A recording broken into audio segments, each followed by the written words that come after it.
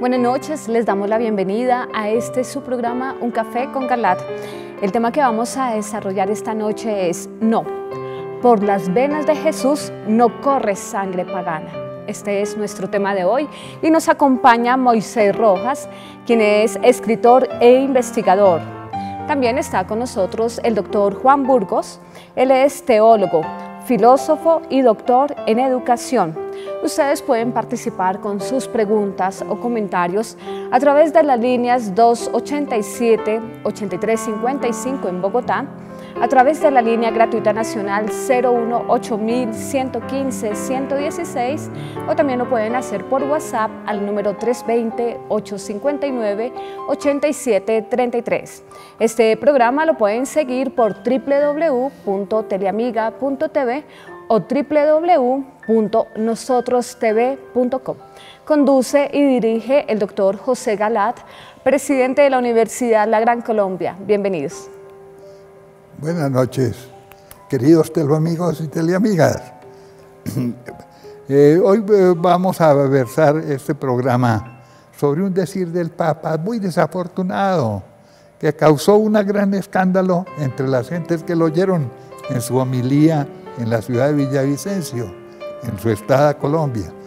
Pues vamos a examinar profundamente cuáles las incidencias de esa malhadada y desafortunada expresión de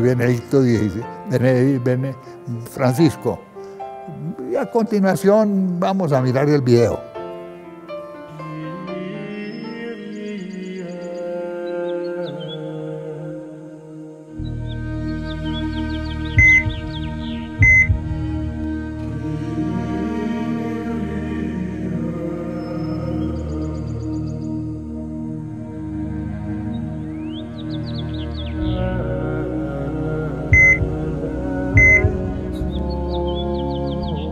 No, por las venas de Jesús no corre sangre pagana. Parte 1. En el programa anterior nos referimos a la pasión de la Iglesia, que debe repetir en sí misma la que Cristo padeció hace 2000 años. Y como resumen de ese programa, vamos a presentar, antes de entrar en el tema de hoy, un par de páginas de una vidente irlandesa, María de la Divina Misericordia, injustamente censurada, perseguida y desprestigiada, pero muy veraz, valiente y muy actual. Dice el Señor Jesús: la secuencia de eventos que conducen hasta el último día es similar a mi crucifixión, que se volverá a repetir en todas las etapas, hasta el día en que vuelva otra vez para salvar al mundo. Cuando estuve en el huerto de Getsemaní, estaba aislado, solo y desconsolado, porque muy pocos creyeron que yo decía la verdad. Mi amor por mi Padre me sostuvo, pero mi amor por la humanidad significaba que el tormento que sufrí, incluyendo la tortura mental y física a manos de Satanás, fue aceptada por mí, aunque con gran esfuerzo. ¿Cómo sufrí en aquel jardín? ¿Cómo le rogué a mi Padre por el alivio? ¿Cómo estaba yo destrozado, con el corazón roto, cuando el maligno me mostró cómo acabaría el mundo? Él me insultó, se rió de mí, me escupió y se burlaba, cuando me mostró las almas de mis enemigos, quienes dirían un día al mundo que estarían al servicio de mi iglesia. Esto fue como ver expuestos a mis amados apóstoles, denunciándome y luego prometer su lealtad a Satanás. Él me mostró las almas de los fieles, cuyas voces serían consideradas como las de los fanáticos radicales y que serían acusados de crímenes terribles. Vi a los que dijeron que me representaban, persiguiendo a los profetas y videntes. También vi a aquellos que trataban de destruirlos. Tuve que soportar gran oscuridad cuando vi el mundo, en el que yo habité una vez, convertido no solo en ciego con respecto a quién soy, sino al que nunca se le habría hablado de mí. Yo fui arrojado al suelo, mi cara presionada en el suelo, pateado, azotado y mi ropa desgarrada por Satanás. Él me atormentaba, más allá de mi capacidad humana y bajo extrema resistencia del cuerpo físico. A pesar de esto, se me dio la fuerza para seguir a enfrentar mi inevitable crucifixión, que me aterrorizaba. Mi amor por el hombre, sin embargo, reemplazaba mi miedo humano. Mis siervos consagrados, que se negarán a denunciarme, también sufrirán un aislamiento similar. Ellos serán desacreditados y puestos hacia un lado.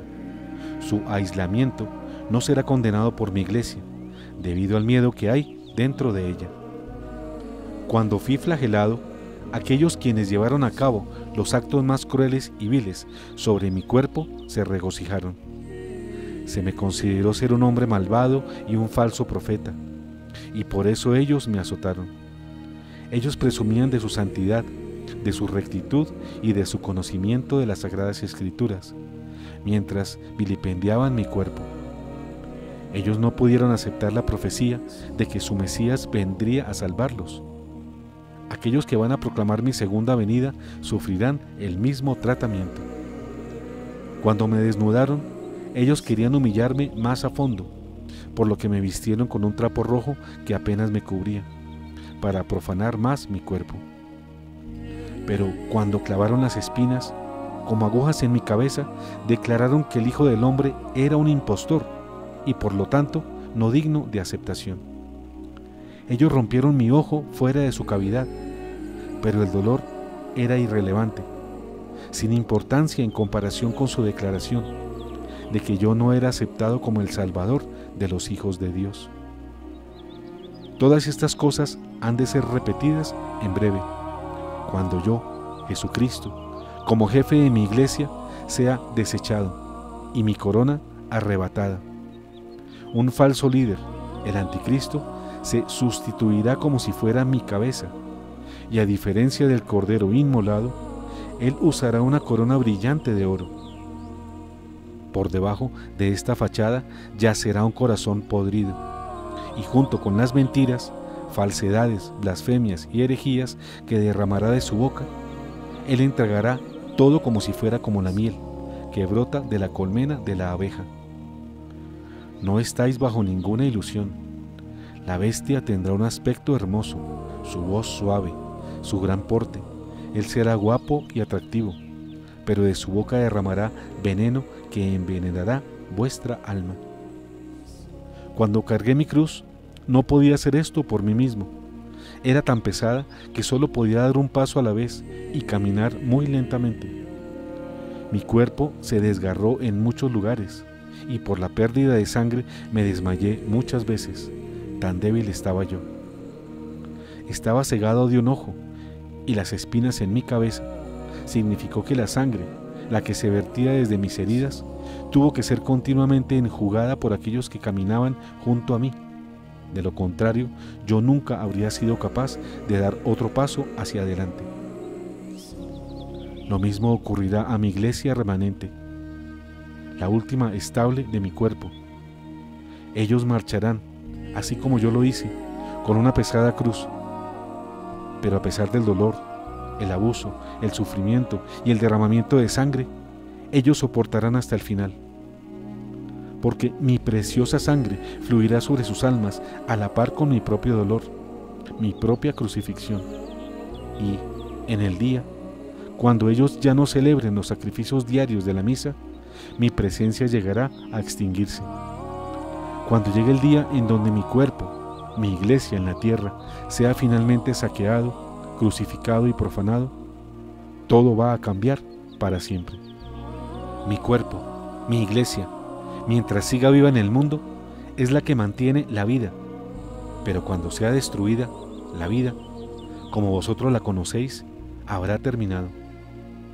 Cuando mi iglesia sea traicionada, sacrificada y desechada, al igual que mi crucifixión, esto señalará el final de los tiempos.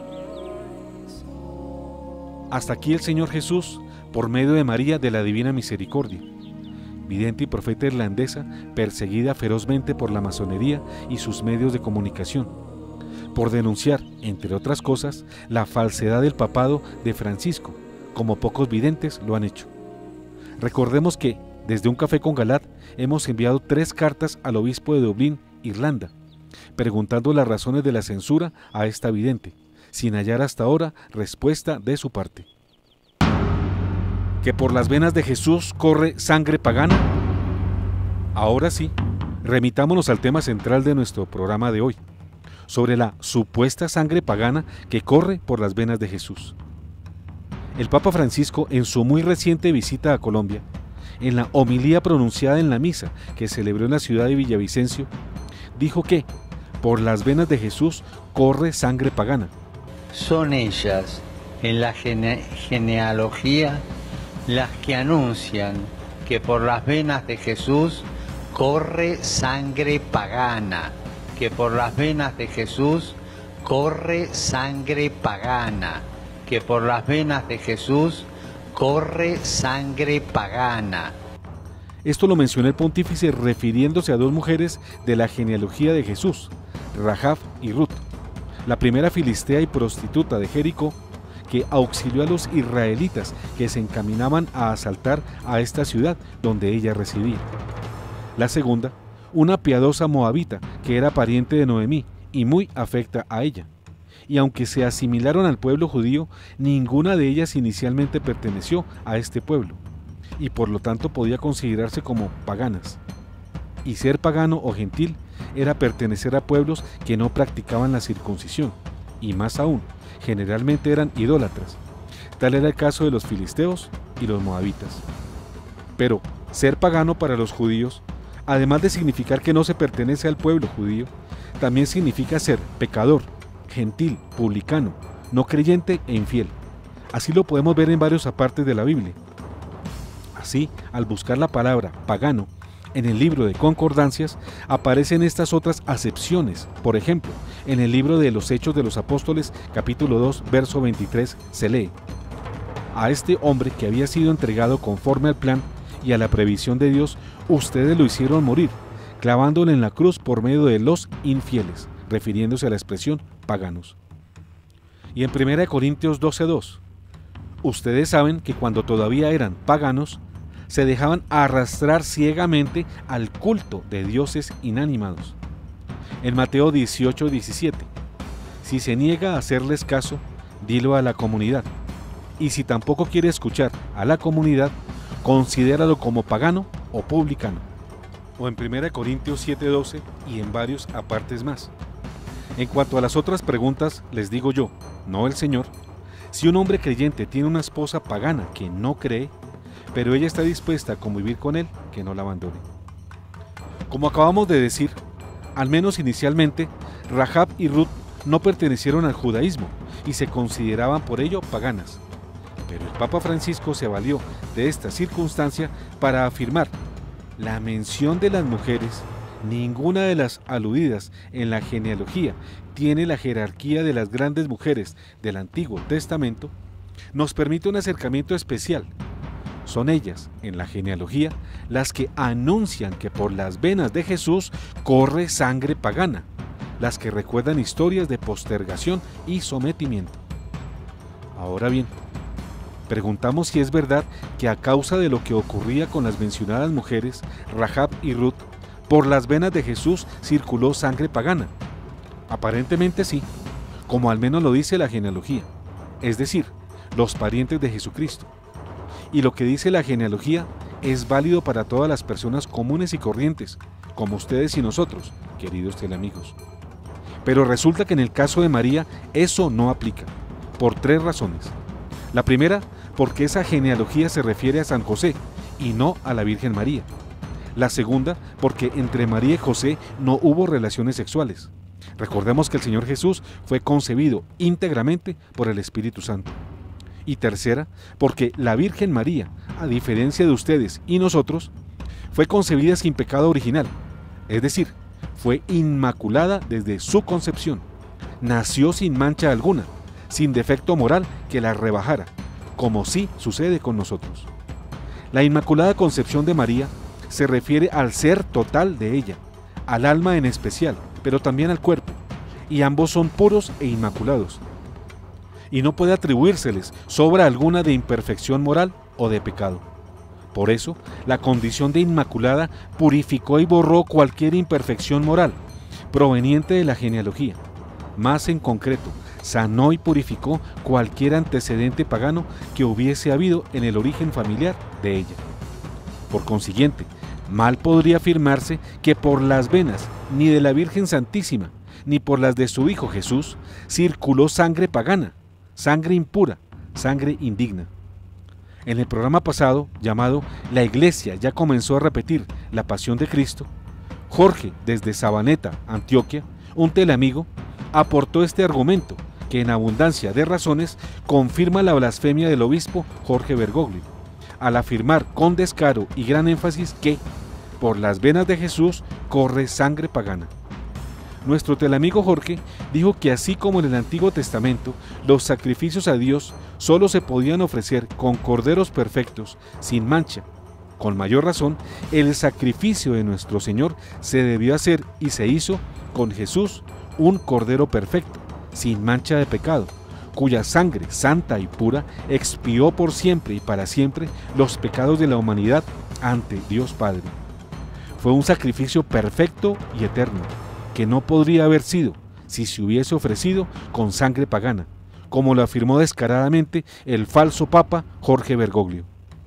En efecto, ya desde el Antiguo Testamento, tanto la Pascua judía celebrada por los judíos, a raíz de su salida para librarse de la tiranía del faraón de Egipto, los sacrificios que ulteriormente ofrecía el pueblo elegido a Dios debían hacerse con animales machos sin defecto alguno, como lo leemos en Éxodo 12:5. Elijan un animal sin ningún defecto, macho y de 1 año, podrá ser cordero o cabrito. También en Levítico 1, 3 y 10, sobre los sacrificios que los judíos realizaban a Yahvé Dios. Si su ofrenda es un holocausto de ganado mayor, deberá presentar un animal macho y sin ningún defecto. Lo llevará a la entrada de la carpa del encuentro para que sea aceptado por el Señor. Si su ofrenda para el holocausto pertenece al ganado menor, corderos o cabras, deberá ofrecer un animal macho y sin defecto. Por tanto, nuestro teleamigo de Sabaneta, Antioquia, tiene toda la razón, pues si nuestra actual Eucaristía tuvo en el Antiguo Testamento como tipo o antecedente los sacrificios judíos de animales machos sin defecto alguno, especialmente corderos, ¿cómo es que en el Antiguo Testamento el antitipo, el Cordero de Dios, Jesucristo, iba a tener defecto en su sangre? No, Bergoglio, no afirme tonterías que manchan la reputación de María y de nuestro Señor Jesucristo. Relación entre la Inmaculada Concepción y la santidad divina. Miremos más de cerca qué relación hay entre la concepción inmaculada y la santidad de María, tanto en su alma como en su cuerpo. Para ello preguntémonos, ¿qué es la santidad? Sabemos que Dios es el santo por excelencia. Esa es la esencia de su ser, pues su naturaleza íntima es santidad. Y así nos lo muestra el profeta Isaías en 6:2-3. Unos serafines estaban de pie por encima de él. Cada uno tenía 6 alas, con 2 se cubrían el rostro, con 2 se cubrían los pies, con 2 volaban. Y uno gritaba hacia el otro, Santo, Santo, Santo es el Señor de los ejércitos. Toda la tierra está llena de su gloria. En el lenguaje bíblico, el 3 veces santo significa la infinita santidad de Dios, es decir, la santidad que no tiene límites. Porque estamos hablando de quien la posee en su inalcanzable grado supremo. Y por eso el mismo Isaías, en el capítulo 42, verso 8, agrega que Yahvé Dios no puede ceder su majestad y su gloria a ninguna criatura. Yo soy el Señor, este es mi nombre. No cederé mi gloria a ningún otro, ni mi alabanza a los ídolos. Pero el 3 veces santo, el que posee la santidad infinita, quiso que sus criaturas angélicas y humanas fueran también santas y que poseyeran la santidad. Les dio santidad a los ángeles y a Adán y a Eva. Pero parte de aquellos ángeles y nuestros primeros padres no fueron dignos de ella y la perdieron. Por eso, todos los humanos nacemos manchados con el pecado original. Bien claro nos lo dice el Salmo 51. Yo soy culpable desde que nací. Pecador me concibió mi madre. Yahvé Dios quería que Adán y Eva fueran santos. Así lo relata el libro del Génesis, capítulo 17. Yo soy el Dios Todopoderoso. Camina en mi presencia y sé irreprochable. Sin embargo, a pesar del pecado original de nuestros primeros padres, Dios sigue insistiendo en que seamos santos. Así lo señala en San Mateo 5:48. Por lo tanto, sean perfectos como es perfecto el Padre que está en el cielo. La perfección significa santidad. Por eso un profeta de Dios, que muchos conocimos y admiramos, Lino Antonio Sevillano Quiñones, acostumbraba a decir con cierta ironía humorística: el infierno está lleno de buenos. Sí, de buenos que dicen: yo no mato, yo no robo, yo no soy malo, yo por lo tanto soy bueno, y si me muero, me voy para el cielo.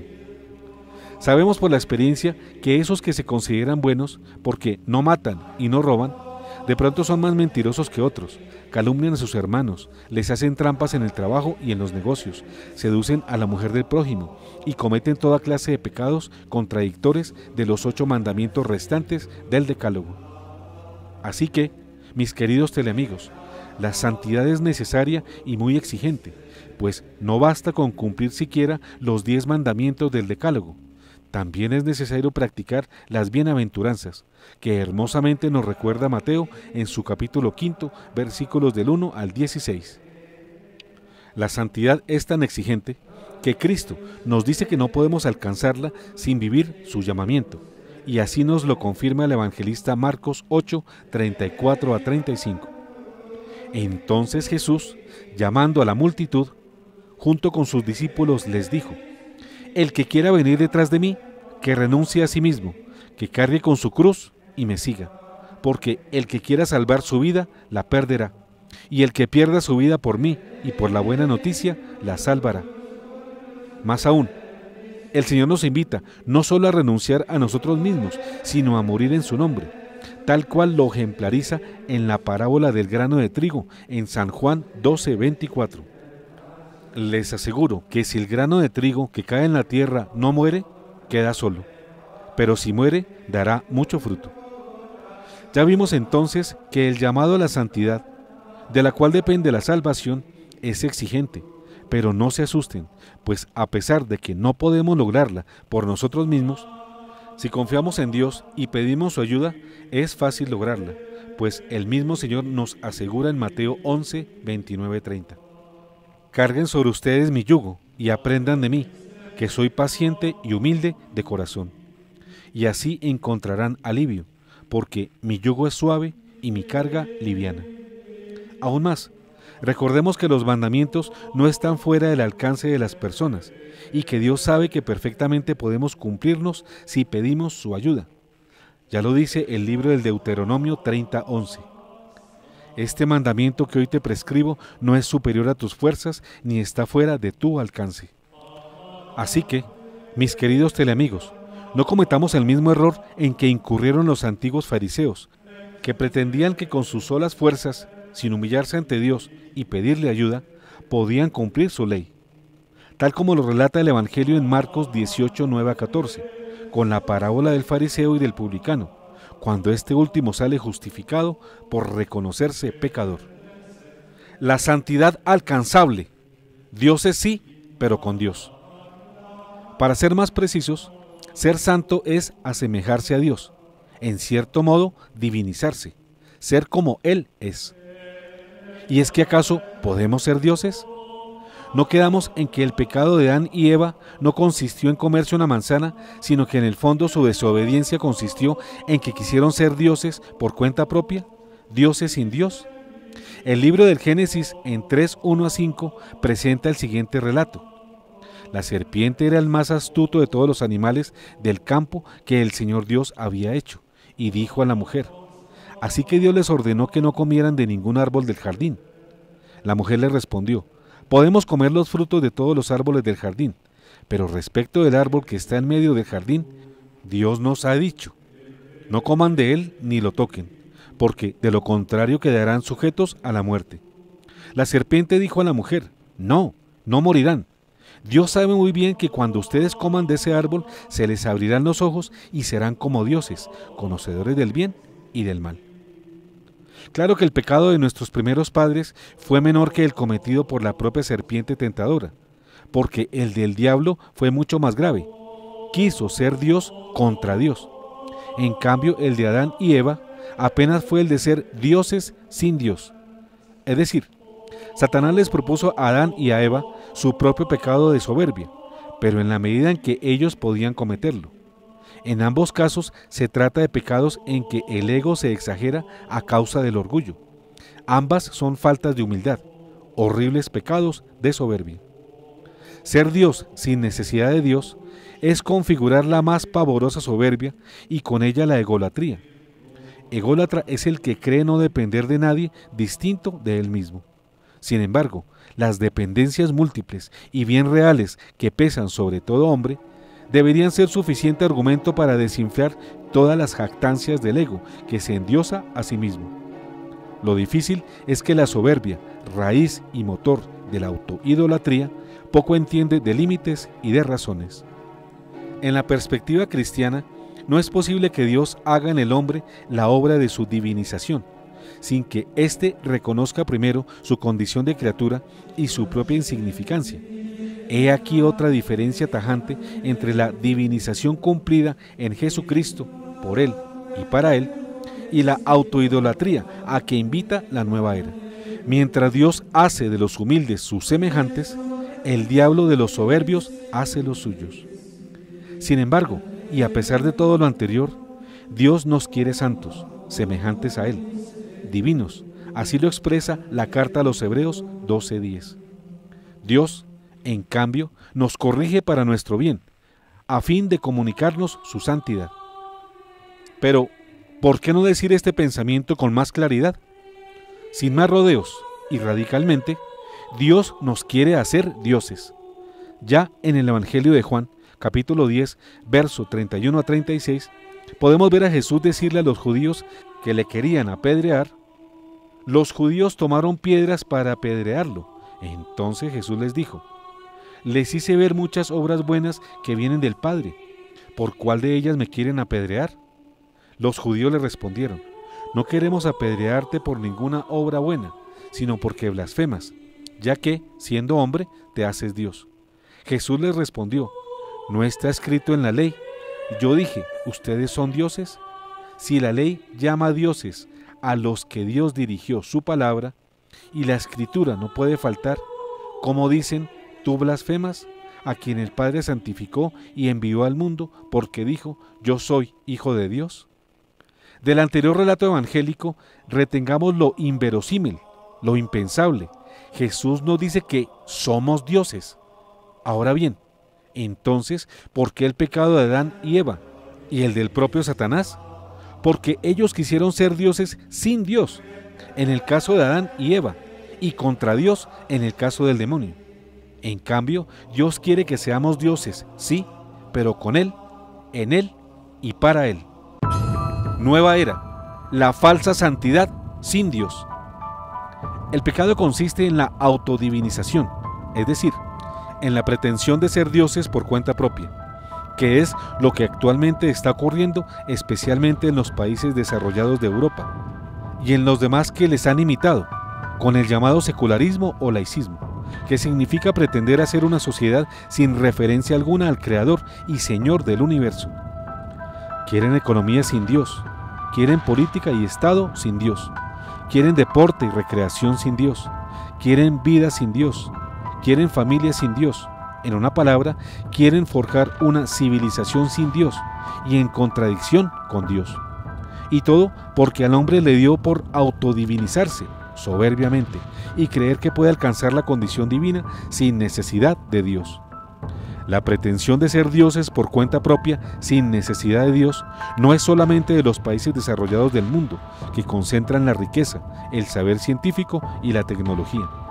Es también hoy, a nivel de masas, la práctica corriente en el mundo entero de los seguidores de las distintas formas y modalidades de la llamada nueva era, que de nueva no tiene nada, porque es la vieja pretensión de los gnósticos que hicieron un ruido autoidolátrico en los primeros siglos del cristianismo, y ahora de nuevo revividos por las corrientes de moda, tales como la metafísica, yoga, control mental silva, autosuperación, meditación trascendental, zen, control mental, rebirthing, gnosticismo, teosofía, esoterismo, ocultismo, masonería, canalización o espiritismo, dianética, cientología, psicología transpersonal, ciertas formas de bioenergesis, reiki, la astrología, la magia, el horóscopo, el tarot, los inciensos, las velas de colores, los cristales de cuarzo, la tabla Ouija, las cruces y anillos magnéticos, los aromas, los inciensos, la quiromancia, el vudú, el chamanismo,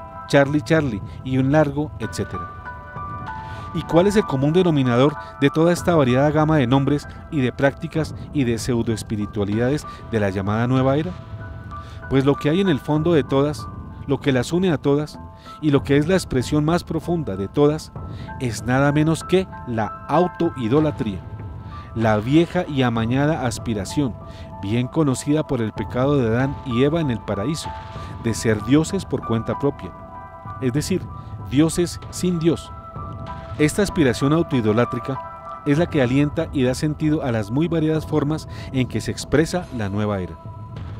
Ven entonces, mis queridos teleamigos, ¿por qué en la nueva era no hay ninguna innovación de fondo? En todas se repite la archiconocida y añeja autoidolatría, que hizo pecar a Adán y a Eva en el paraíso. La religión que se postula no es la que está fundamentada en la relación de la criatura con su creador, sino en la del hombre consigo mismo, es decir, yo con yo, autoidolatría. Esto hace que la nueva espiritualidad sea aparente y no real, puesto que, finalmente, no es sino lo religioso vaciado de trascendencia, es decir, una religión sin Dios.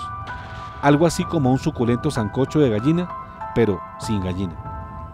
El núcleo autoidolátrico de la nueva era viene acompañado de otras cosas que resultan igualmente incompatibles con la razón y con la fe cristiana, como el relativismo moral o moralidad light, que rechaza la cruz y el sufrimiento y que fragmenta el decálogo, eliminando algunos mandamientos y mutilando o debilitando a otros. Así, por ejemplo, al predicar un amor meramente humano y sin dimensiones o motivaciones divinas, es decir, una fraternidad sin paternidad divina, o también al bendecir las relaciones homosexuales, la eutanasia, etc. Y sobre todo al negar el pecado y afirmar que no hay diferencia entre el bien y el mal. Es pues una ética subjetivista que se basa en el sentimiento y el gusto de cada uno y no en la revelación y en las normas objetivas de la ley moral natural y del decálogo. Uno de los rasgos más criticables de la nueva era es el uso de un lenguaje cristiano para explicar ideas profundamente contrarias al cristianismo. Hay en esta táctica astuta una inaceptable deslealtad que, por ejemplo, utiliza frases de la Sagrada Biblia para hacerle decir lo diametralmente opuesto a lo que ella afirma. Los disfraces y caretas cristianos abarcan también los símbolos y las imágenes de la piedad cristiana que se manipulan para seducir a los incautos. La nueva era predica lo contrario de las grandes religiones monoteístas y en especial del cristianismo al afirmar el panteísmo en lugar de un Dios personal, los hombres autoendiosados en lugar de Dios único e irrepetible, la reencarnación en lugar de la resurrección, la inexistencia del bien y del mal en lugar de la moral, la omnipotencia de la mente humana en lugar de la omnipotencia de Dios, la sumisión a los astros y a los poderes mágicos en lugar del libre albedrío y la sumisión a la providencia divina, la negación del pecado en lugar de la redención por obra de Jesucristo, la meditación egocéntrica en lugar de la oración que abre el corazón del hombre a Dios, el amor del hombre por el hombre mismo y no por amor de Dios, los milagros obrados por cuenta propia en lugar de los causados por el poder de Dios, el endiosamiento de la naturaleza y de la tierra, Gaia, en lugar del simple respeto por la ecología. En fin, la nueva era de paz y felicidad como construcción meramente humana y no como regalo de Dios a los hombres que lo aman y libremente le obedecen. Entonces repetimos, la nueva era de nueva no tiene en realidad nada. es la vieja farsa mezcla de paganismo precristiano con fachadas cristianas que repite el antiguo y primer pecado de Adán y Eva en el paraíso, el cual a su vez era repetición del mismísimo pecado de Lucifer y sus ángeles rebeldes que quisieron ser dioses contra Dios. Estamos pues en presencia de una gigantesca ofensiva del mal que se maquilla de bien, de santidad personal. En fin, estamos ante las tinieblas disfrazadas de luz, del feo pecado de la autoidolatría de los hombres de hoy, como del de los de ayer. No puede esperarse otra cosa distinta que toda una cadena de desgracias y calamidades.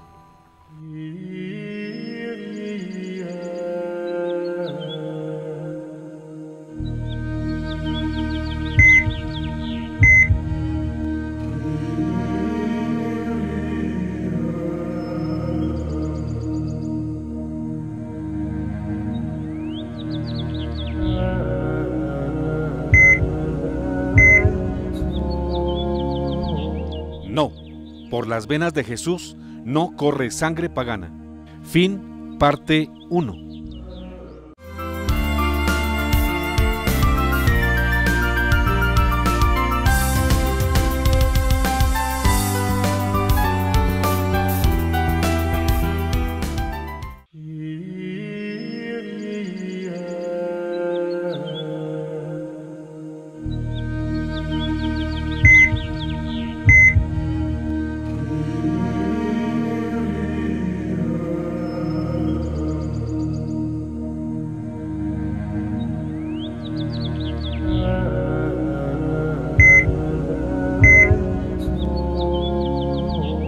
No, por las venas de Jesús no corre sangre pagana. Parte 2. María, la santa esclava del Señor, tota pulcra es.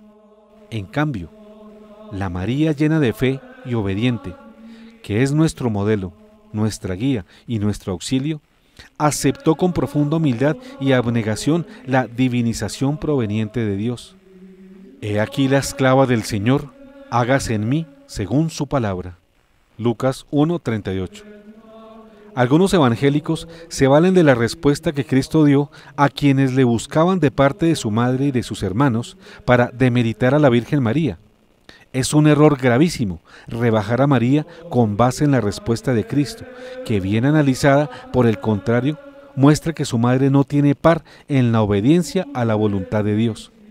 En Marcos 3:31-35 podemos enterarnos de este episodio. Entonces llegaron su madre y sus hermanos, y quedándose afuera, lo mandaron llamar. La multitud estaba sentada alrededor de Jesús, y le dijeron: «Tu madre y tus hermanos te buscan ahí fuera».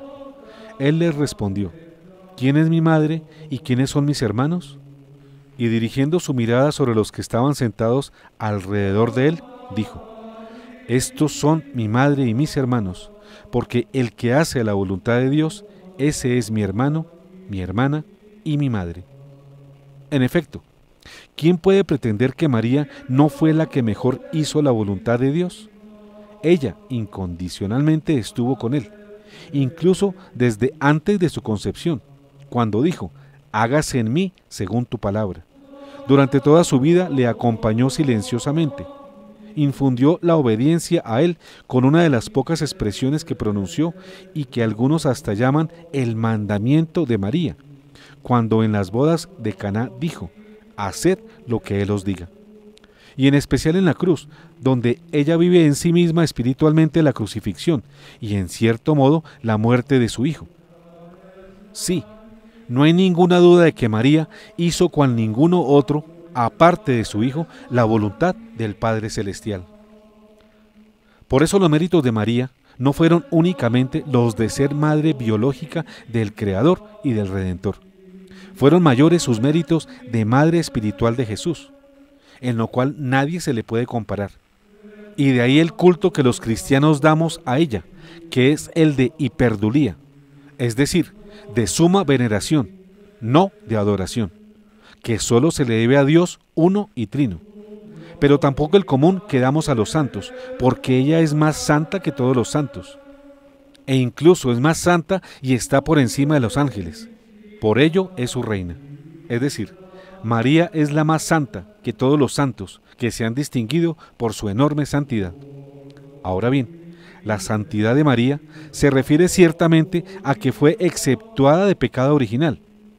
No nació pecadora como todos nosotros, sino inmaculada, inocente, íntegra. Pero eso es lo que podríamos llamar la santidad negativa, que ciertamente es real, pero no nos muestra sino una cara de la medalla. La otra cara muestra a María como santuario agradable a Dios, templo santificado por el Espíritu Santo, paraíso incorruptible y exuberante, donde se goza con alegría el mismo Dios. ¿Y cómo es entonces que María, la Madre de Dios, la que quedó embarazada por obra del Espíritu Santo, iba a transmitir sangre non santa y contaminada de paganismo a su Hijo Santísimo? No, Jorge Bergoglio, no diga sandeces. Usted pronunció una blasfemia al pretender que por María corre sangre impura, y que impura se la transmitió al niño Jesús. Nada de pagano corre por las venas de nuestro Salvador, porque nada de pagano corrió por las venas de su Santísima Madre, la Virgen María, la que fue santificada y purificada en su alma y en su cuerpo, por obra de su Inmaculada Concepción. Santos y papas alaban la pureza de María. San Efrén Sirio se refiere a la pureza de los constitutivos del cuerpo de María de la siguiente manera: Santísima Señora, Madre de Dios, la única con total pureza de alma y cuerpo, tú superas toda pureza, toda virginidad, toda castidad, morada única de toda la gracia del Espíritu. Supera sin comparación a todos los ángeles en pureza, en santidad de alma y de cuerpo. Ahora bien, cuando nos referimos a una santidad negativa o incompleta, nos referimos a la visión que tienen y han tenido los latinos al considerar el dogma de la Inmaculada, acentuando la falta de pecado. Pero los griegos, en cambio, ponen de relieve su mirada en las perfecciones de la Toda Santa, y esta última es la perspectiva del Concilio Vaticano II, que en la Constitución Apostólica Lumen Gentium número 56 dice que fue como plasmada por el Espíritu Santo. Enriquecida desde el primer instante de su concepción, con el resplandor de una santidad enteramente singular, la Virgen Nazarena, por orden de Dios, es saludada por el ángel de la Anunciación como llena de gracia. El Espíritu Santo, por tanto, mora en ella y vive en ella, y esto desde el primer instante de su existencia, como lo manifestó también el santo Maximiliano Kolbe, al hablar de la casi encarnación del Espíritu Santo en la Inmaculada. La santidad de María está unida estrechamente a su fe, a su humildad y a su obediencia. A su fe, como lo dice el evangelista Lucas en 1:45. Feliz de ti por haber creído que se cumplirá lo que te fue anunciado de parte del Señor. A su humildad, he aquí la esclava del Señor, hágase en mí según tu palabra. Lucas 1:38. Y a su obediencia, teniendo en cuenta que silenciosamente siempre siguió a su Hijo y aconsejó a los demás lo que ella misma vivía y obraba. Hagan todo lo que Él les diga. Como hemos mostrado, la santidad de María, fundada en la fe, la humildad y la obediencia, es la más semejante y cercana a la santidad del mismo Dios. Pero también fue de ella el mayor amor que recibió Jesús, como ya lo dijimos aún antes de su nacimiento, durante toda la vida y hasta su muerte en la cruz. Es pues una santidad más semejante y cercana a Dios que la de todos los demás ángeles juntos y la de todos los demás santos que ha habido en la humanidad. Hablando de la santidad de María, San Juan Pablo II, el Papa de feliz recordación, en una homilía del 15 de mayo de 1996, se refirió a la santidad perfecta de María. Entre sus reflexiones, el pontífice apunta: en María, llena de gracia, la Iglesia ha reconocido a la Toda Santa, libre de toda mancha de pecado, enriquecida desde el primer instante de su concepción con una resplandeciente santidad del todo singular. Este reconocimiento requirió un largo itinerario de reflexión doctrinal, que llevó a la proclamación solemne del dogma de la Inmaculada Concepción.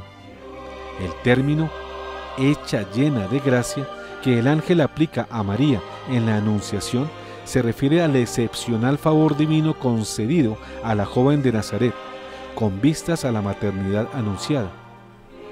Pero indica más directamente el efecto de la gracia divina en María, pues fue colmada de forma íntima y estable por la gracia divina y, por tanto, santificada. El calificativo llena de gracia tiene un significado densísimo, que en el Espíritu Santo ha impulsado siempre a la Iglesia a profundizar. En el saludo del ángel, la expresión llena de gracia equivale prácticamente a un nombre. Es el nombre de María a los ojos de Dios. La concepción pura e inmaculada de María aparece así como el inicio de la nueva creación.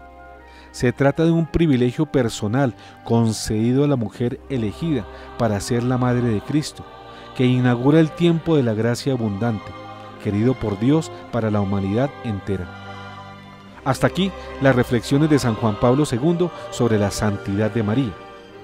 A esa santidad de María, más semejante y cercana a la santidad del mismo Dios, el Papa argentino Bergoglio ha hecho la afrenta de afirmar erróneamente y con blasfemia que por sus venas corría sangre pagana y que esa sangre contaminada se la transmitió a su hijo. Aquí vemos la continuación de dos cosas. Una, el aplauso de las masas ignorantes a las palabras insensatas del pontífice, conducta típica de las multitudes invertebradas a las cuales nos hemos referido en varias oportunidades. Y la segunda cosa, el rencor secreto que el Papa Francisco ha dado muestras de tenerle a María. Recuerden, queridos teleamigos, que si mencionamos la palabra Papa para referirnos a Francisco, lo hacemos porque existen dos iglesias, la iglesia verdadera, cuyo Papa es Benedicto XVI, y la iglesia falsa, cuyo Papa es Francisco. Recordemos cómo en la celebración del centenario de Fátima, cuando presidió una misa de ribetes masónicos, Francisco habló despectivamente de ella y de la intercesión eficaz ante su hijo, cuando sus fieles le piden favores, sanación de enfermedades y muchas otras gracias. De ella, Francisco habló como la santita a la que se acude para pedirle gracias baratas. Cuando todos los pontífices anteriores que han visitado nuestro país fueron humildemente a Chiquinquirá a saludar a la reina de Colombia, Francisco la hizo venir hasta la Catedral de Bogotá, en donde su saludo a ella fue aparentemente frío y no muy fervoroso. La ciencia confirma, la sangre de Jesús proviene de María. Refiriéndose en concreto a Tamar, Rahab, Ruth y Betsabé, mujeres paganas, luego conversas y justificadas ante Dios, Francisco hace en Colombia esta falsa aseveración. Son ellas, en la genealogía, las que anuncian que por las venas de Jesús corre sangre pagana, las que recuerdan historias de postergación y sometimiento. Pero olvida el supuesto papa de toda la cristiandad, el falso Papa Bergoglio, que ninguna de estas mujeres está en la genealogía de Nuestra Señora, la Santísima Virgen María, sino en la genealogía de San José, padre adoptivo y nutricio del Señor. Por ello los antepasados paganos de Jesús, las mujeres Tamar, Rahab, Ruth y Betsabé, son parientes políticos, no pertenecientes al linaje sanguíneo del Señor, como sí pertenece al linaje de su Santísima Madre, la Virgen María. Que la sangre del Señor Jesús y su descendencia biológica proviene directa y exclusivamente de la Santísima Virgen María, la Inmaculada Concepción y siempre Virgen, lo testimonia la Sagrada Escritura, el magisterio de la Iglesia y su tradición, pero también lo confirma la ciencia, por medio de estudios realizados a la purísima sangre del Señor, por las muestras que se han podido obtener de la sábana santa y de algunos milagros eucarísticos, muestras con las cuales fue posible analizar la sangre y establecer que por el lado humano de Jesús, su genética proviene de la Virgen María en exclusiva. Por tanto, afirmar que por las venas de Jesús corre sangre pecadora, publicana, infiel y pagana es una blasfemia, una ofensa a Dios y a toda la Iglesia, hecha por el falso Papa Francisco. estudios adelantados por el arqueólogo bíblico norteamericano Ron Wyatt, a la Sábana Santa de Turín, así como al Milagro de Buenos Aires de 1996, a una hostia consagrada que sangró luego del sacrilegio de recibirla en la mano, dejarla caer y abandonarla por considerarla sucia, hecho por el científico boliviano Dr. Ricardo Castañón Gómez, han establecido, entre otras cosas, que la sangre examinada es del tipo AB y solo tenía 24 cromosomas, de 48 normales en todas las personas, que corresponden únicamente a la madre, y los otros 24 que no aparecen son de naturaleza divina. En efecto, además de las investigaciones hechas por el científico Dr. Ricardo Castañón Gómez, que encuentran ADN humano en las muestras enviadas para su análisis y se determina que la sangre hallada en la hostia de Buenos Aires en 1996 es sangre humana que tiene un código genético humano. Las investigaciones hechas por el famoso arqueólogo norteamericano Ron Wyatt, luego de examinar muestras de sangre del manto de Turín en el que fue envuelto nuestro Señor luego de su crucifixión, arrojaron estos datos. Primero, que la sangre estudiada sigue viva. Segundo, que la sangre es humana, de un hombre, y que al hacer su estudio cromosomático, de los 48 cromosomas esperados, 24 cromosomas aportados por el padre y 24 por la madre, solo aparecieron 24 cromosomas, pero únicamente los aportados por el lado de la madre. En su testimonio sobre el estudio de la sangre del Señor Jesús, hecho por científicos judíos no creyentes en Israel, el Dr. Wyatt concluye: de manera que sus cromosomas, los de Jesús, todas las características físicas, vienen determinadas por el lado de la familia de la madre. Su masculinidad fue determinada por ese único cromosoma sexual que vino de una fuente que no es un varón humano. My question is that you said that you had the blood of our Lord examined by the Israelis. That's correct. What was their determination of that? Dried blood is dead blood. Everybody knows that, all right? They can test the blood of the pharaohs, the mummies of the pharaohs, all right? There's certain things they can do. They cannot get a chromosome count by any method I'm familiar with, all right? Things keep changing. I don't profess to know everything. However, there's no way I know that you can get a chromosome count out of dead blood. You can get a DNA and some other things, but not a chromosome count, all right? That's done by living white blood cells. Now then, first of all, in this analysis, I took the blood into a laboratory in Israel. I asked one of the people I work with in antiquities, where is a good laboratory that does reliable work? And they said, such and such, such and such. I took it. I just said, please examine this blood and tell me what you can tell me about it. All right? They said, well, look, we're going to reconstitute it. We're going to put it in normal saline and keep it at body temperature for 72 hours with gentle swirling. All right? That's their business. That's great. I said, now I want to be there when you check it out. They said, fine. So I was back. They checked it out. I said, now, they said it's human blood. We can tell that. They did whatever tests they need to do. And then I said, take some of the white blood cells and put them in a growth medium and keep them at body temperature for 48 hours. And they said, well, that'll do no good because it's dead blood. I said, would you please do that for me? And they said, okay, we'll do it. So anyway, I said, I want to be there when you take it out and examine it. So I was back there. They took it out, examined it under a microscope, and the one technician called the other one over there, and then they called the boss over there, and they were talking Hebrew a mile a minute there for a little bit, and they looked at me and they said, Mr. Wyatt, this human blood only has 24 chromosomes in it.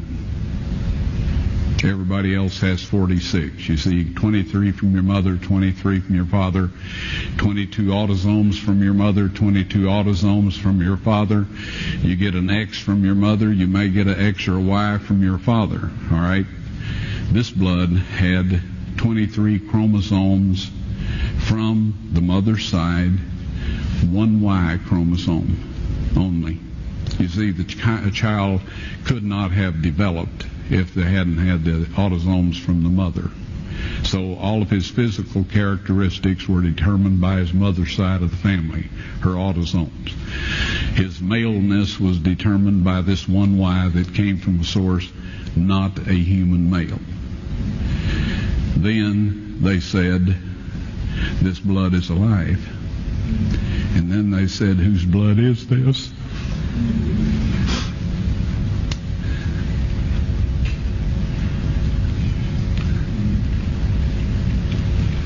I said, it's the blood of your Messiah.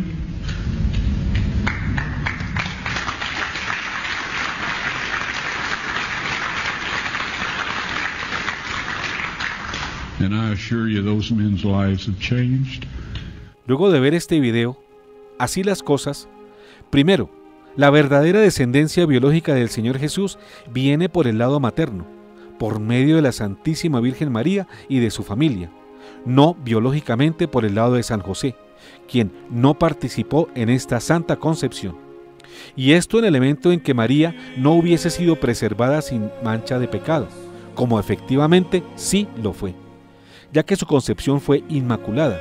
Ella nació libre de pecado, acción divina que limpió todo rastro de pecado en su pasado, en su vida y en la procedencia del Señor Jesús.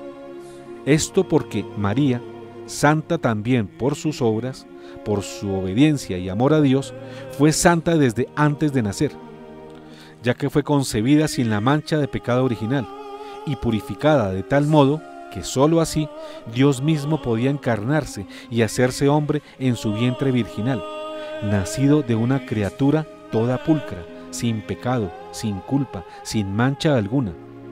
Pura e inmaculada, fue la mujer preparada desde toda la eternidad para concebir a Dios Redentor y para poder transmitir esa pureza carnal a su Hijo, concebido por el Espíritu Santo, tercera persona de la Santísima Trinidad, aportante único de la otra mitad genética de Jesús, que solo la puede aportar el Padre y que no aparece en los estudios realizados a la preciosísima sangre del Señor.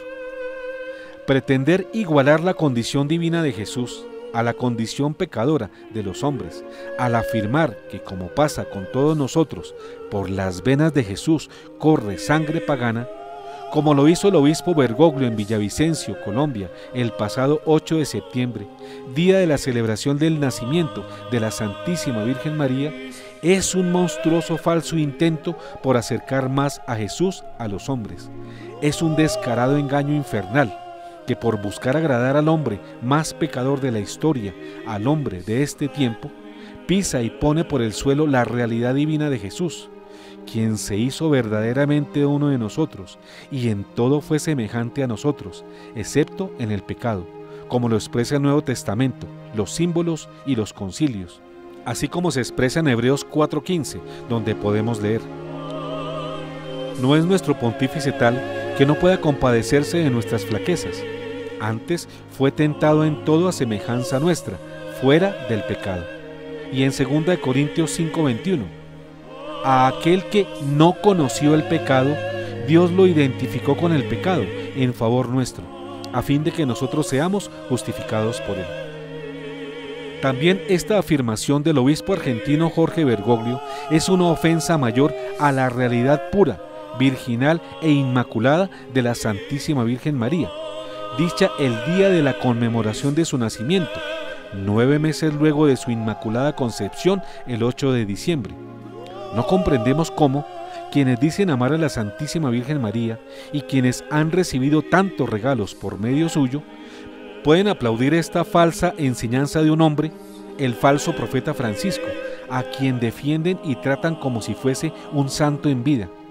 También es curioso el nuevo oficio de muchos clérigos, periodistas y laicos, quienes justifican todos los errores de Francisco y salen prontos a defender, interpretar y traducir sus continuas herejías y buscan explicar lo que en realidad quiso decir Francisco ante sus falsas enseñanzas. Estos nuevos esto quiso decires, siervos fieles del obispo Bergoglio, profesionales y aficionados, no hacen ningún bien a la iglesia y sí mucho mal, y traicionan con sus falsas explicaciones y confusión a Dios, a quien dicen servir y amar. Máxime cuando está demostrado ya el oscuro origen e infernales propósitos del obispo de Buenos Aires. Que el cielo se apiade de todos nosotros por permitir esto y callar ante tan grave ofensa a la Santísima Trinidad, a su Santísima Madre y a su Iglesia. Bergoglio, como con una lanza, atraviesa el cuerpo de Cristo. Respecto al tema del día de hoy, cuyo título es No, por las venas de Jesús no corre sangre pagana, en nuestro programa anterior citamos las hermosas reflexiones de Montserrat San Martí Fernández, del diario digital comovaradealmendro.es. Ahora queremos referirnos a otro autor de esta página, que firma con el seudónimo de David de Jesús, y que en su artículo titulado Señor, ¿qué sentiste al escuchar que por tus venas corre sangre pagana? Relato de un sueño. Refiere, entre otros, los siguientes apuntes, a partir de un sueño en el que dice que el Señor le habló así. Relata David de Jesús su sueño, visión. Has de saber que de mi preciosísima sangre, derramada en la cruz por ustedes, surge mi infinita misericordia. Si la sangre que corre por mis venas fuera pagana, sería falsa mi misericordia. En Colombia yo dejé ver públicamente ante el mundo cuál es la verdadera sangre pagana que mancha actualmente la blancura de mi cuerpo místico con la blasfemia. Esa blancura mancillada con la herejía y la apostasía que pretenden imponer. Todos la visteis sobre el hábito blanco. Esta afirmación de que por mis venas corre sangre pagana lacera mi cuerpo místico, tal y como lo hiciera la lanza del soldado romano en mi cuerpo físico, y muy pronto será la crucifixión. Mi iglesia santa y católica está gravemente herida. Esa afirmación, con altísimo efecto dominó, va directo a la esencia de mi sagrada doctrina católica, de la fe de mis hijos y de la salvación de sus almas por las siguientes razones. 1. Ataca el dogma de la Inmaculada Concepción, que afirma que mi madre fue concebida por obra y gracia del Espíritu Santo, pura y sin mancha. 2. Ataca el dogma de la castidad de mi padre adoptivo, San José. 3. Ataca el dogma de la pureza virginal de mi madre. 4. Pone en duda la consagración de mi sangre en la Santa Misa. 5. Pone en duda el poder de mi preciosísima sangre. 6. Busca destruir la devoción a mi preciosísima sangre. 7. Ataca y pone en duda a mi sagrada familia. 8. Ataca la celebración de la fiesta de mi nacimiento en la Navidad. 9. Ataca mi coronilla de la misericordia que yo mismo pedí a mi hija amada Faustina. Recuerden mi oración, oh sangre y agua que brotaste, y, Padre eterno, te ofrezco el cuerpo, la sangre, el alma y la divinidad. 10. Ataca los misterios de la Semana Santa. 11. Ataca mi pasión y muerte, la que también ha llamado disque mi fracaso. 12. Ataca todos los misterios del Santo Rosario. 13. Ataca el sacramento de la Eucaristía y todos los otros sacramentos. 14. Niega que yo, Jesús, soy hijo de Dios hecho hombre. 15. Niega mi divinidad. 16. Pone en duda la acción de mi Espíritu Santo y la existencia de mi Santísima Trinidad. 17. Pone en duda todos mis milagros eucarísticos. 18. Si ataca mi preciosísima sangre, también ataca mi sagrado cuerpo. 19. Niega todo el credo católico. 20. Desanima las visitas a mí en el Santísimo. 21. Alimenta un falso ecumenismo, exaltando los errores del protestantismo. 22. Niega mi martirio. 23. Se desacraliza aún más la iglesia y se hace más mundana. 24. Se atacan los fundamentos de la catolicidad. 25. Se ataca mi sana doctrina católica. 26. Se ataca mi sagrada liturgia. 27. Se ataca la sagrada tradición de mi iglesia. Queridos teleamigos, Acaban de oír ustedes la lista de impresionantes desastres que se siguen de las palabras injustas y contrarias a la verdad que el obispo Jorge Bergoglio pronunció en la homilía predicada en la ciudad colombiana de Villavicencio. Estos desastres, como ya lo dijimos, fueron oídos y aplaudidos por las multitudes ignorantes, mas no así por los clérigos que aplaudieron también, cuando Bergoglio afirmó que por las venas de Cristo y de su madre circulaba sangre pagana. Pero las masas al fin y al cabo son masas, y como dice el dicho, ¿a dónde va la gente? A donde va Vicente. Y esto así Vicente vaya a lanzarse a un precipicio. Pero la obligación de los pastores es precisamente ver lo que las masas de ovejas no ven, y advertirlas sobre los peligros y los males que las van a golpear. No unirse en coro con estas alabando la blasfemia del supuesto Papa Bergoglio. Luego de esta ofensa de Bergoglio, hemos oído a sacerdotes colombianos en sus púlpitos decir que esta es una de las mejores enseñanzas del pontificado de Francisco, y por cierto, es una de sus más descaradas atrocidades, con la que se desenmascara una vez más el falso profeta. Por eso nuestras mayores angustias se refieren a los prelados que estuvieron presentes en dicha celebración litúrgica, especialmente al ordinario del lugar, hoy presidente de la Conferencia Episcopal de Colombia, Monseñor Óscar Urbina, quienes se tragaron el sapo entero y que con su mutismo condescendieron con los exabruptos del falso Papa Francisco. Invitamos al pueblo católico a reparar por estos disparates y absurdos, con la oración, la penitencia, para que el Señor se apiade y no permita que se desaten las nefastas consecuencias que ya enunciamos en la lista del autor del sueño relatado en Como vara de almendro. Porque todo el pueblo católico debe levantarse y decir a Jorge Bergoglio y al mundo, no, por las venas de Jesús no corre sangre pagana. Llegó el día de la mujer vestida de sol. El pasado 23 de septiembre de 2017 se dio una conjunción cósmica especial, en donde se alinearon algunas constelaciones y estrellas de modo único y particular, lo que fue calificado por algunos observadores como el día del cumplimiento de la profecía bíblica contenida en Apocalipsis capítulo 12, que habla de grandes señales dadas a los hombres, que se constituyen en el aviso del tiempo conclusivo para la humanidad.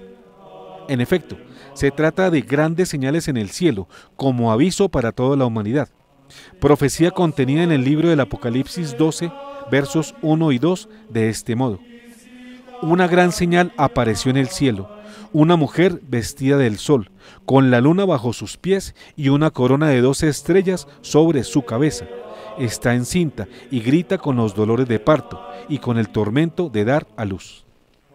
Se trata de la alineación de algunos sistemas, estrellas y planetas que ocurrieron el pasado 23 de septiembre y ponen a la constelación de Virgo, representación de la Virgen María, bañada o cubierta por el sol, con la luna y la serpiente a sus pies, y en su cabeza, arriba de Virgo, coronada de 12 estrellas, que en ese día confluyen en 9 estrellas de la constelación Leo y 3 planetas, estrellas errantes, puestas arriba de la constelación de Virgo, que representa a la Virgen María. Hasta ese sábado, el planeta Júpiter, el planeta Rey, que representa a Jesús y a su reinado, permaneció 42 semanas, lo que dura una gestación humana dentro de la constelación de Virgo, en la zona de su vientre. Veamos este video que nos da mayor claridad. Una visión que vio San Juan, la cual está escrita en Apocalipsis 12:1, aparecerá en los cielos en 2017. En Apocalipsis 12:1 se habla de una gran señal. Apocalipsis 12:1-2, cito: apareció en el cielo una gran señal, una mujer vestida del sol, con la luna debajo de sus pies, y sobre la cabeza una corona de 12 estrellas. Y estando encinta, gritaba con ansias de parir, y sufría dolores de parto. Fin de cita. Ahora mire cómo las diferentes constelaciones y estrellas en los cielos se alinearán en un futuro muy cercano, el 23 de septiembre de 2017. Vemos la constelación Virgo, la Virgen, que se puede decir que es una representación de la Santísima Virgen María. En el 23 de septiembre de 2017, la Virgen está vestida del sol, También puede ver que la luna está debajo de sus pies. Además, nótese la serpiente por debajo del pie de la Virgen.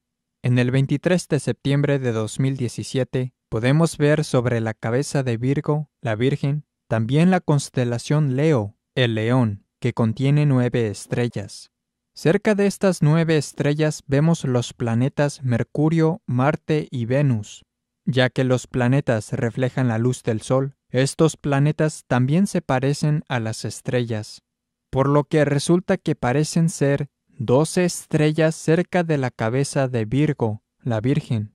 Así que en el 23 de septiembre de 2017 vamos a tener a la mujer, Virgo, la Virgen, vestida del sol, la luna debajo de sus pies y cerca de su cabeza 12 estrellas. Como puede ver, exactamente al mismo tiempo, Júpiter, que es conocido como el planeta rey de nuestro sistema solar, estará muy cerca del vientre de Virgo, la Virgen, precisamente en el sitio donde nacería un niño. Esto es una representación simbólica del nacimiento de Jesucristo, el Rey, del vientre de la Santísima Virgen María. Así es como los elementos se alinearán el 23 de septiembre de 2017. Todo se alineará en los cielos exactamente como la visión que describe San Juan en Apocalipsis 12:1. Según los astrónomos no católicos que han estudiado cómo estas diferentes constelaciones se han movido y se moverán en el futuro, esta será la única vez en la historia que se alinearán de esta manera. El 20 de noviembre de 2016, Júpiter entró al interior de la constelación de Virgo, la Virgen, cerca del vientre. Uno podría ver esto como una representación simbólica de Jesucristo, el Rey, representado por el planeta rey Júpiter, entrando al vientre de la Santísima Virgen María, representada por Virgo, la Virgen. Júpiter hace movimientos adentro de Virgo y finalmente sale de Virgo por completo a las 42 semanas, el 9 de septiembre de 2017. Un embarazo normal de un humano es de 38 a 42 semanas. Por tanto, el intervalo de tiempo de 42 semanas en el que Júpiter estará adentro de Virgo es igual al plazo normal del embarazo y nacimiento de un ser humano. Alrededor de 2 semanas después, el 23 de septiembre de 2017, tenemos la luna a los pies de Virgo, la Virgen, con una corona de 12 estrellas y a Virgo vestida del sol, exactamente como lo describió San Juan en su visión en Apocalipsis 12:1. Dios nos ha dado esta clara señal de que ya estamos muy adentrados en los últimos días profetizados en el libro del Apocalipsis. No vayan a confundir, por favor, nuestros queridos teleamigos, estos hechos, producto de estudios astronómicos, con las mentiras astrológicas, que una cosa son los científicos astrónomos y otra muy distinta los mentirosos astrólogos de la nueva era, falsos agoreros a quienes no hay que escuchar. Quien quiere indagar más acerca de este tema puede acceder gratuitamente a la página www.stellarium.org o a muchas otras más para confirmar esta información y para hacer su seguimiento. Así pues, el del pasado 23 de septiembre fue un momento irrepetible en la historia de la humanidad, poco probable que vuelva a ocurrir, y marca el inicio de un tiempo decisivo y conclusivo para todos los hombres del planeta, momento previo a un gran acontecimiento de orden universal, profetizado por el cielo en la Biblia y en innumerables mensajes de videntes y santos, la batalla final entre el ejército de Dios y el de Satanás. Aun si no existieran estos grandes signos en el cielo, los hechos en el mundo y en la iglesia están llevándonos a este momento final. Recuérdese que el 23 de septiembre, pero del 2015, una conjunción entre Venus y Júpiter hizo pensar a varios astrónomos que ese día se repitió el fenómeno astrológico del nacimiento de nuestro Señor Jesús, mismo que vieron los Reyes Magos hace 2000 años, en lo que se conoció como la Estrella de Belén. 2 años exactos antes de esa última señal del pasado sábado. Como la nota nuestro colaborador de Bucaramanga, Santander, el doctor Guillermo Higuera, con estas palabras: tiempo que explica y de alguna manera recuerda que Herodes mandó a matar a los menores de 2 años, porque pensaba que era el rango de edad del niño Jesús. Pero hay más. Recordemos que el verso 3 y 4 del mismo capítulo 12 del Apocalipsis anuncia un signo inmediato, la aparición de un dragón, y con él un sistema de gobierno monárquico global. Y apareció otra señal en el cielo, un gran dragón rojo, con 7 cabezas y 10 cuernos, y sobre sus cabezas 7 diademas. Su cola arrastra la tercera parte de las estrellas del cielo, y las precipitó sobre la tierra. El dragón se detuvo delante de la mujer que iba a dar a luz, para devorar a su hijo en cuanto lo diera a luz. Así como también se da el anuncio de la persecución de la iglesia, que debe huir al desierto, iglesia remanente, como lo señala el mismo texto en los versos 5 y 6. La mujer dio a luz un hijo varón, el que ha de regir a todas las naciones con cetro de hierro, y su hijo fue arrebatado hasta Dios y hasta su trono. Y la mujer huyó al desierto, donde tiene un lugar preparado por Dios para ser allí alimentada 1260 días. Hay que anotar que según el calendario judío nos encontramos en el año 5777, año profetizado por varios rabinos como el año de la aparición de su Mesías, quien es el anticristo, el falso Mesías, el Anomos, a quien el falso profeta, el Papa Francisco, viene preparando el terreno para su aparición y la instauración de su gobierno mundial de corte socialista comunista. Por distintos medios hemos sabido que ya se tiene todo listo para renovar el sacrificio en el tercer templo judío, que se encuentra en vías de su restauración.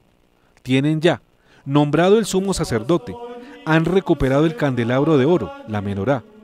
Tienen ya la vaca roja y los ornamentos y vasos sagrados para retomar el culto, según está profetizado.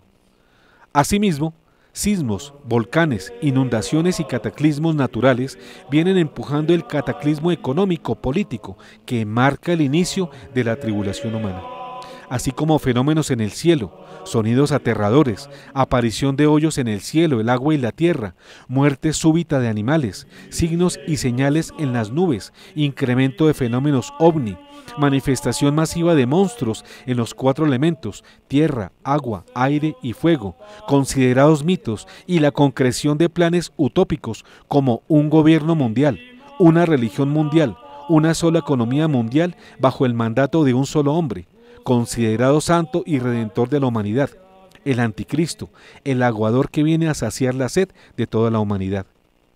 El verso 7 del capítulo 12 del Apocalipsis señala la confrontación final entre las huestes del cielo y las del infierno, que tienen una estrecha relación con los miles de casos de sonidos extraños y aterradores en el cielo, escuchados en todo el planeta desde hace algunos años.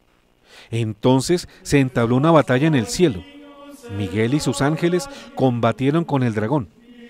También el dragón y sus ángeles combatieron.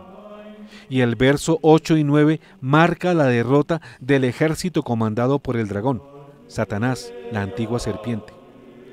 Dice la Biblia: pero no prevalecieron, y no hubo ya en el cielo lugar para ellos, y fue arrojado el gran dragón, la serpiente antigua, el llamado Diablo y Satanás, el seductor del mundo entero, fue arrojado a la tierra y sus ángeles fueron arrojados con él. Así que la iglesia fiel, la iglesia remanente, debe encontrarse hoy atenta y en estado de alerta máxima para ver estas grandes señales ya manifiestas al parecer en el cielo. Y debe estar dispuesta a actuar según el Señor lo ha indicado en su palabra, pues con la supresión del sacrificio perpetuo, decretada ya por el falso Papa Francisco con su motu propio, Magnum Principium, que autoriza a cada obispo en cualquier lugar a hacer las modificaciones que quieran a la Sagrada Liturgia, incluida la fórmula consagratoria, el momento anunciado en San Mateo 24, 15 a 18, huyan a los montes, parece ha llegado. Ya que, si esta medida del obispo Bergoglio abre las puertas para el sacrilegio mayor de alterar la fórmula consagratoria de las especies del pan y del vino en la Santa Misa, esta es la confirmación de lo profetizado por Daniel y por el propio Señor Jesús, acerca del momento de la abominable supresión del sacrificio perpetuo. y es pues el tiempo de preparar nuestra vida y nuestra alma para la segunda venida del Señor, quien viene a instaurar su reino eucarístico por 1000 años. Hemos recibido la noticia de una corrección fraterna que más de medio centenar de personalidades católicas le han dirigido a Francisco, en la que le piden corrija sus errores doctrinales de su exhortación apostólica posinodal Amor y Leticia. Este extenso y claro documento ha sido firmado por varios eminentes católicos, entre quienes se encuentran obispos, sacerdotes, teólogos y catedráticos del mundo entero, quienes señalan las 7 herejías que viene difundiendo Francisco en sus enseñanzas, en especial sobre la familia y el matrimonio, con su guía pastoral Amor y Leticia, que tanto hemos mencionado en este programa. En próximas entregas, si Dios nos lo permite, comentaremos ampliamente esta importante noticia que ha tenido gran repercusión mundial y que se suma a las muchas críticas que recibe este papado por sus graves errores y herejías, manifiestas a lo largo de estos 4 años del errático pontificado de Jorge Bergoglio.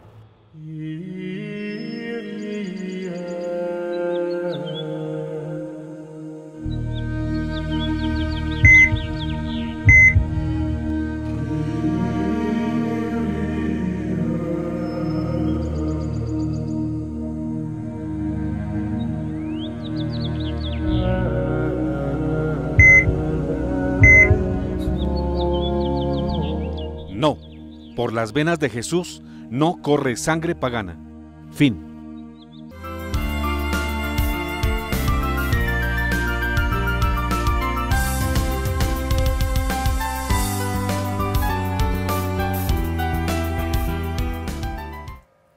No, por las venas de Jesús no corre sangre pagana. Este es nuestro tema de hoy.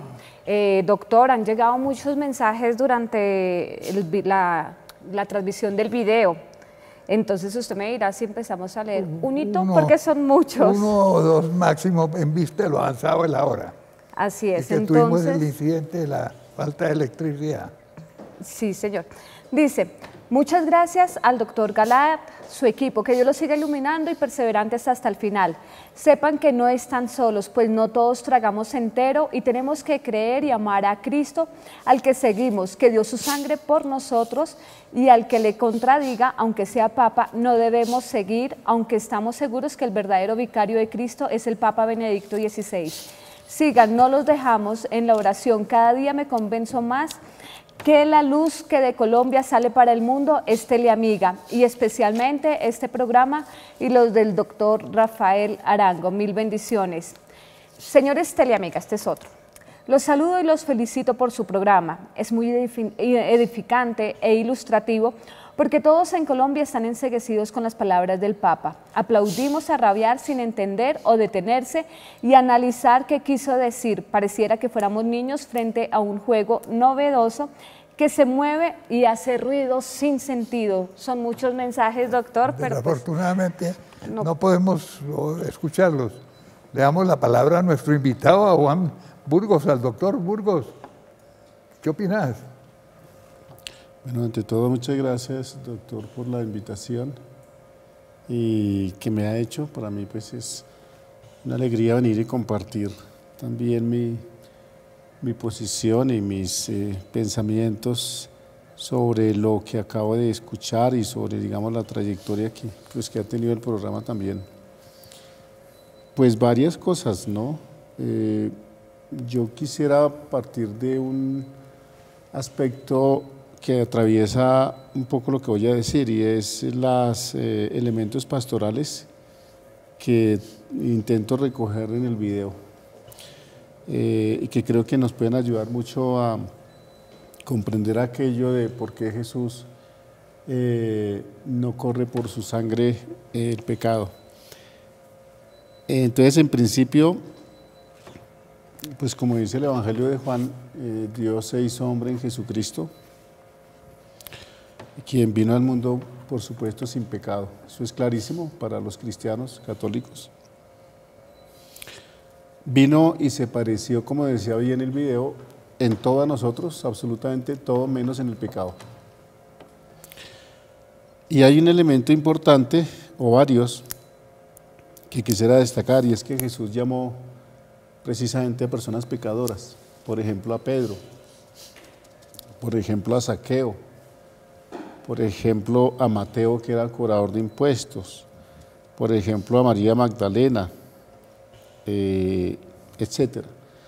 Eso significa que, como todos somos pecadores, menos Jesús, todos estamos llamados a la conversión. Y ellos fueron convertidos a través de una decisión personal que fruto de su respuesta de fe al llamado de Jesús. Entonces creo que ese es un elemento bien importante que en algún momento también pues el video nos da luces sobre ello. En segundo lugar, ¿qué es lo pagano? Creo que cómo entender hoy el término pagano en el sentido, digamos, más pastoral de la palabra. Yo creo que el ser humano común y corriente, el hombre de la calle, como algunos dicen, el cristiano común, por supuesto necesita entender esto. Yo creo que el pagano es, como dice muy bien la palabra de Dios, es todo aquel que cumple la palabra de Dios y que la practica. Perdón, el pagano es el que no cumple la palabra de Dios y no la practica, y por lo tanto está lejos de Dios. Y entonces podemos pensar en que esta es una invitación que nos hace el Señor para que nosotros nos vinculemos a través de las familias, a través de los hijos, a través del trabajador, del campesino, del indígena, para que podamos entender que solamente estando en el camino de Dios pues podemos alcanzar la salvación e irnos santificando, porque la santificación, como bien lo decía el video, es un proceso que se da gracias a la conversión. Y en tercer lugar, para no extenderme, el video muy bien planteaba lo que se llama los nuevos ídolos. ¿Qué significa hoy los nuevos ídolos? Por supuesto, creemos que los ídolos que nos presenta la sociedad moderna pues pueden parecerse a Dios, y realmente eso no es cierto.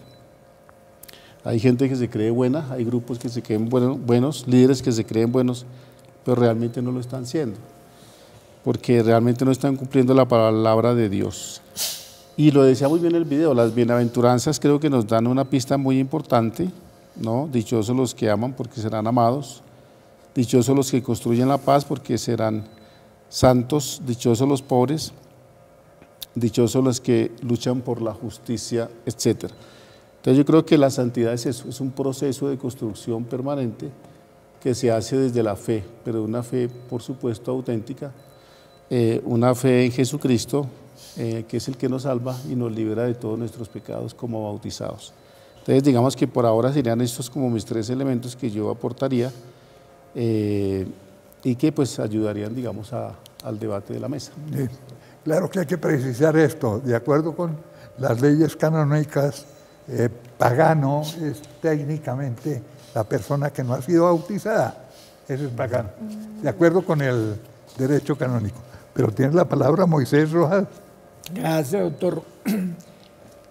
Bergoglio no acaba de sorprendernos. Y esa capacidad de sorpresa que se ha perdido parece ser cuando esas multitudes siguen, yo diría que visceralmente, esas cosas hermosas que dice, porque realmente Bergoglio dice cosas hermosas. Pero una cosa es la cosa hermosa que dice y otra cosa es la doctrina que está predicando. Con esta afirmación en Villavicencio acaba con la divinidad de Cristo. Cristo no puede tener pecado, es Dios. Su condición infinitamente santa, de santo, no puede permitir que Él cometa pecado. La naturaleza humana de Jesús es perfecta.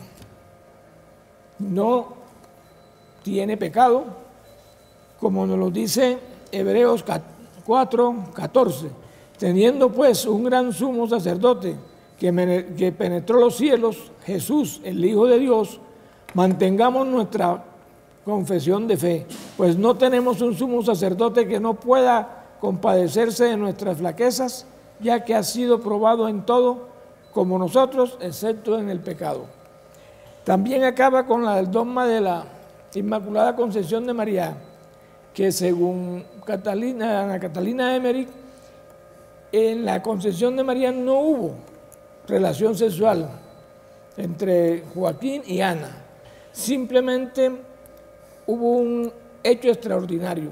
Y afirma también Catalina de Emmerich que así nacerían todos los hombres si Adán y Eva no hubieran cometido el pecado que cometieron. Es evidente que Bergoglio quiere acabar con la iglesia y llevar a una iglesia universal. Prueba de ello es las celebraciones que se están haciendo de lo que se llama Santa Memoria, que está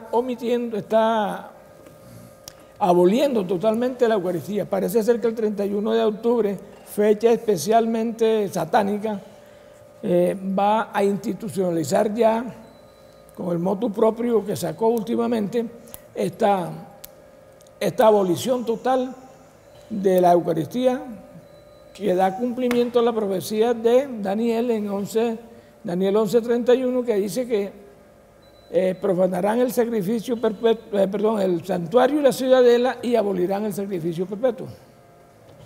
Bueno, Beatricita.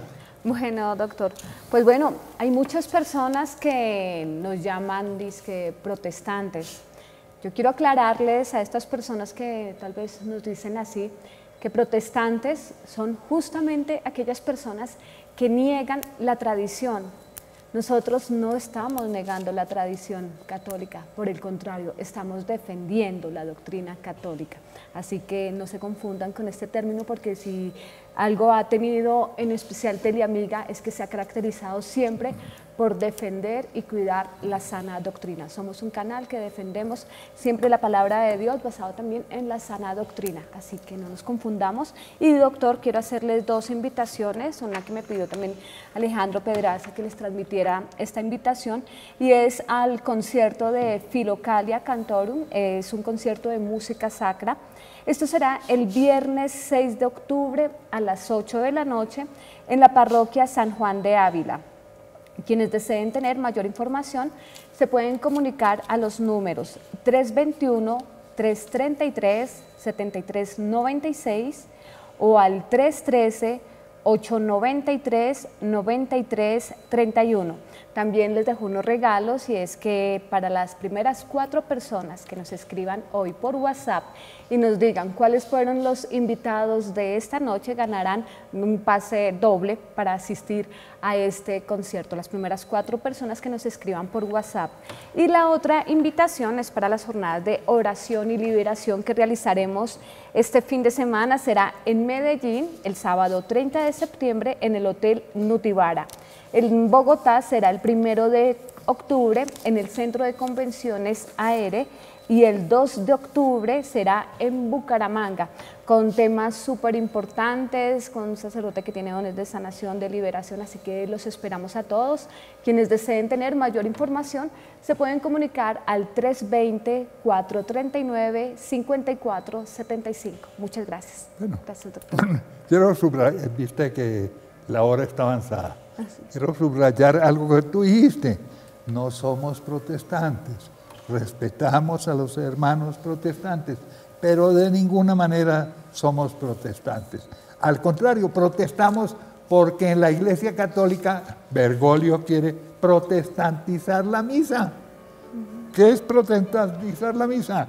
Es convertirla en un recuerdo, como él lo dijo, y eliminarle la condición de sacrificio y dejar únicamente la cena. Eso es lo que predicó precisamente el Lutero, y la luterización de la misa. La protestantización es de ellos. En segundo lugar, ¿qué protestantes somos nosotros? Miren cómo hablamos de María, miren cómo defendemos al verdadero Papa legítimo, que es Benedicto XVI. Bueno, y hasta la próxima, mis queridos amigos y amigas.